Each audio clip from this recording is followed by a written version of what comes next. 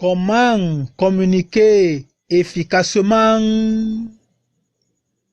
Maîtriser la communication stratégique. 10 clés. Dans les cadres amical, familial ou entrepreneurial, les relations sont un trésor et même les relations sont le trésor. Les relations sont la richesse toujours présente à travers les âges chez l'espèce humaine et même d'autres espèces animales sur Terre. Au cœur de cette richesse, la communication est l'outil par excellence pour grandir ou détruire les relations. Du coup, pour grandir cette richesse avec certitude, des études et des expériences de vie ont ressorti dans la communication un sous-ensemble nommé communication stratégique, qu'on peut encore considérer comme une communication efficace. La communication stratégique, que nous appelons ici communication efficace, est simplement un message qui atteint sa cible et amène celle-ci à son tour à partager le dit message ou alors à répondre positivement et effectivement à l'appel à l'action lancé. Avec cette compréhension, les amis, voyons ensemble 10 clés à maîtriser pour une communication stratégique et efficace. Mais avant de continuer, si vous n'êtes pas encore abonné à cette chaîne, les amis, abonnez-vous. Merci. Première clé, bien choisir ses mots. À l'origine, toute communication est verbale et non verbale. La communication verbale est celle que votre cible peut citer et répéter. Elle engage votre pensée chez l'autre, d'où l'importance de bien choisir les mots qu'on va utiliser pour passer un message. Deuxième clé, définir les mots qu'on utilise pour une communication efficace. Les amis, les mots ont des sens et des contresens. Un même mot peut signifier une chose et son contraire, dans l'esprit du communicant comme dans l'esprit de la cible. D'où l'importance de faire attention sur la sémantique des mots utilisés. Troisième clé, ce que l'on dit doit provenir d'une source fiable. Les amis, si la véracité d'un message est mise en doute par une cible, l'efficacité de cette communication est compromise, d'où l'importance de citer les sources, surtout lorsqu'on traite des questions purement techniques. Quatrième clé, ce qu'on dit est aussi important que la façon dont on le dit. Les amis, pour communiquer efficacement, il faut éviter la perte de temps. Il faut aller droit au but. Ne surtout pas saouler ses interlocuteurs avec des bavardages inutiles. Ne contournez pas inlassablement le sujet. Gardez à l'esprit que le temps d'attention des gens est court. Les experts les plus optimistes estiment le temps d'attention à 20 minutes, bien plus. Nous ne pouvons quitter cette quatrième clé sans observer que, même si vous utilisez les meilleurs mots du monde dans votre communication, si votre ton est colérique ou condescendant, reconnaissez que certains messages auront du mal à être efficaces. Cinquième clé, simplicité dans la communication. Einstein a dit, ouvrons les guillemets, si tu ne peux pas l'expliquer simplement, tu ne le comprends pas assez bien, refermons les guillemets.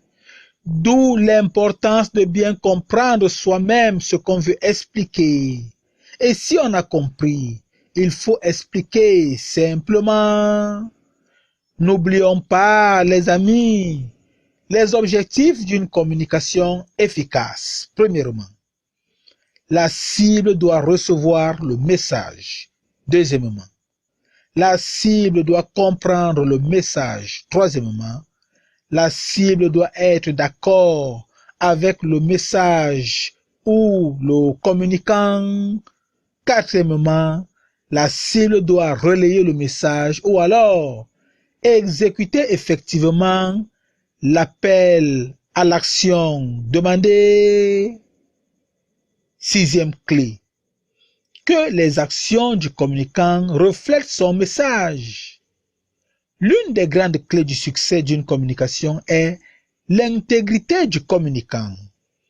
L'intégrité veut qu'on fasse ce qu'on dit et qu'on dise ce qu'on fait. Il faut avoir à l'esprit, les amis, que les actions confirment ou annulent les paroles. Septième clé, la valeur de l'effet de primauté, encore appelée la première impression. La première impression est déterminante dans le processus de convaincre une cible et d'amener celle-ci à partager le message ou à répondre positivement à l'appel à l'action demandée. Les premières impressions restent dans l'inconscient et durent longtemps dans les esprits. Huitième clé. Une communication efficace est un échange, les amis. Lorsque ce n'est pas vous qui adressez, écoutez attentivement votre cible. Portez toute votre attention, montrez que vous êtes intéressé et non intéressant.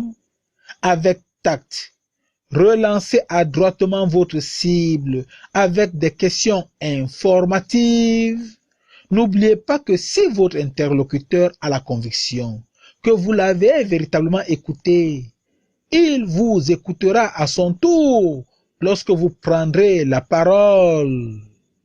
Neuvième clé, l'humilité. L'humilité est une grande clé pour une communication efficace. Les porteurs de projets sont généralement des personnes très braves et ils le savent bien plus. Ils sont convaincus de la justesse et même de la grandeur de leur projet. Du coup, c'est naturellement que les porteurs de projets veulent se mettre en avant.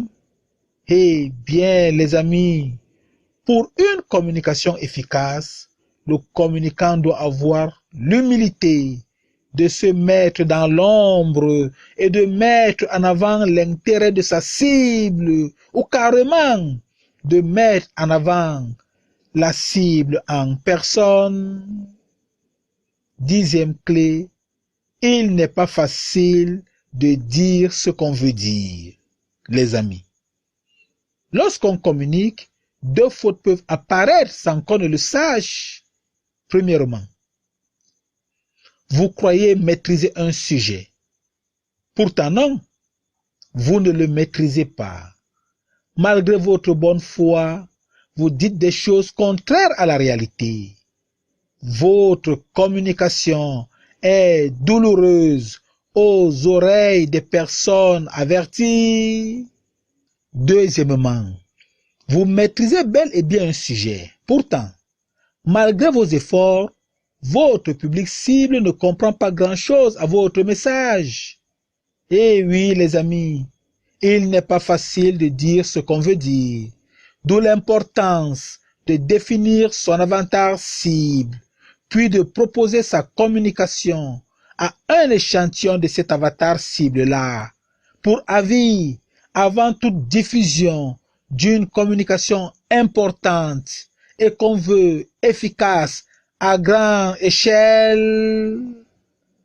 Et les amis, cette vidéo est loin d'être finie.